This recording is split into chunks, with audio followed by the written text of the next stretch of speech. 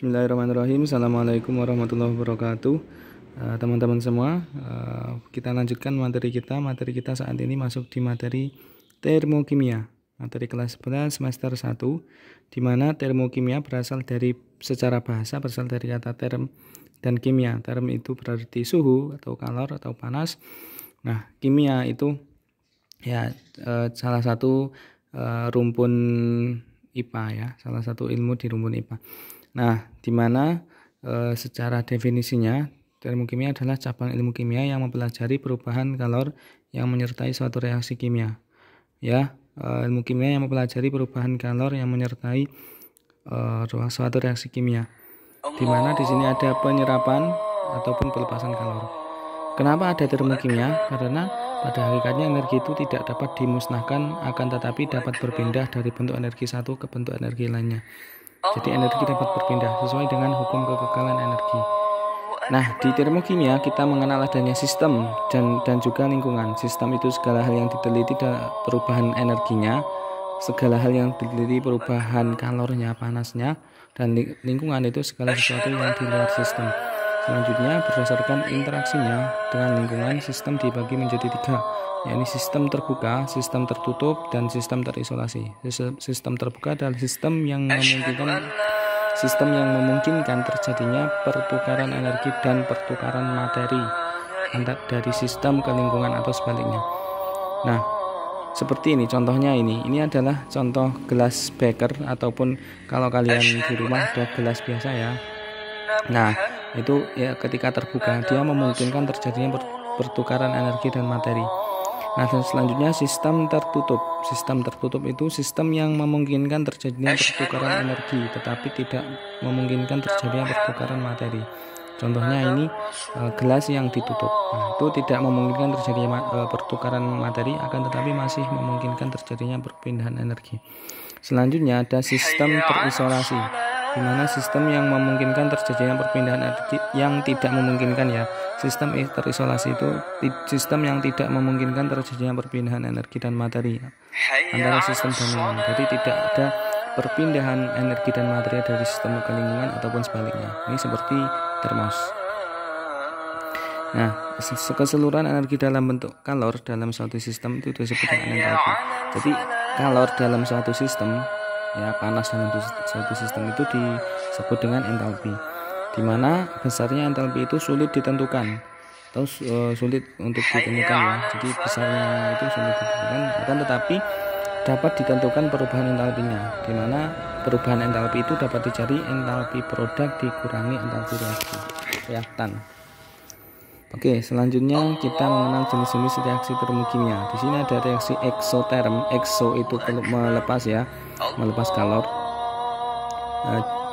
Dan reaksi endoterm. Reaksi eksoterm itu reaksi yang terjadi perpindahan kalor, perpindahan panas dari sistem ke lingkungan. Jadi kalor keluar dari sistem. Ya, kalor keluar dari sistem ke lingkungan. Kalor berpindah ke lingkungan.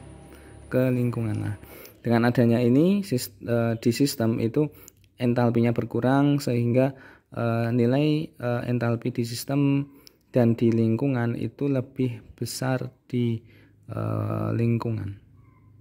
Jadi panas yang di lingkungan itu lebih besar sehingga suhu naik kan.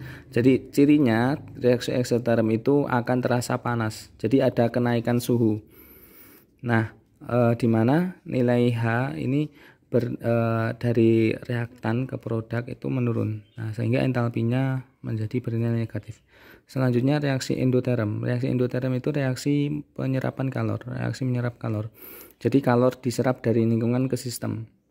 Jadi kalor diserap dari lingkungan masuk ke sistem. Nah, sehingga di lingkungan itu panasnya berkurang dan di sistem panasnya bertambah. Nah, karena di lingkungan itu panasnya berkurang, sehingga suhu turun dan terasa dingin. Nah, di sistem entalpinya bertambah. Nah, sehingga nilai delta H itu positif karena produk itu nilai H-nya atau entalpinya lebih tinggi daripada reaktan. Jadi panah ke atas. Tadi panah ke bawah ya, ini panah ke atas. Selanjutnya kaidah dalam perhitungan entalpi. Nah, jika pertama ya, reaksi yang dilengkapi dengan entalpi delta H, perubahan entalpi, maka koefisien sama dengan jumlah mol. Nah, jadi bisa dilihat ini ya. Ini koefisiennya 1, 3, 2. Koefisien itu yang ini ya, angka yang ini ya. Nah, sehingga 1 mol, 3 mol, 2 mol. Nah, ini nilai entalpinya. Nah, sehingga jika diketahui reaksi ini 2S ditambah 3O 2 menjadi 2SO3 dengan entalpi min 800 kJ. Nah, maka jika kalor yang dihasilkan hanya 200 kJ, maka gas SO2 yang terbentuk itu berapa? Nah, kita lihat di sini ada 2 mol SO3 itu nilai dia perubahan entalpinya 800 kJ. Nah, berapa mol jika perubahan entalpinya 200 kJ? Nah, kita lihat di sini kan ada 2 mol, kita tulis ya, 2 mol kan sama dengan 800 ya. Nah, atau ditulis di sini, maka 2 kali 200 dibagi 800 ya. Nah, ketika 2 ini, maka kita coret di sini, maka menjadi 0,5 mol. Oke, 0,5 mol. Selanjutnya, jika harga perubahan entalpi reaksi bergantung pada jumlah zat. Harga perubahan entalpi reaksi bergantung pada jumlah zat. Dimana jika reaksi dibalik, tanda entalpi perubahan entalpi dibalik. Jika dikalikan X, maka delta H dikalikan X. Jika reaksi dijumlahkan, maka delta H dijumlahkan juga. Nah, di sini ada. Nah, ini kan reaksinya 2N2 plus 3H2 menjadi 2NH3. Nah, ini kan min A ya, nilai delta H.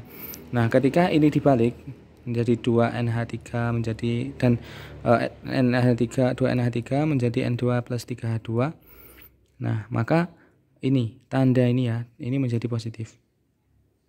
Nah, ketika ini ya dikali menjadi 2, dikali 2, jadi 2N2 ditambah NH2 menjadi N6 NH2 menjadi 4 NH3, maka ini dikali 2 menjadi min 2A.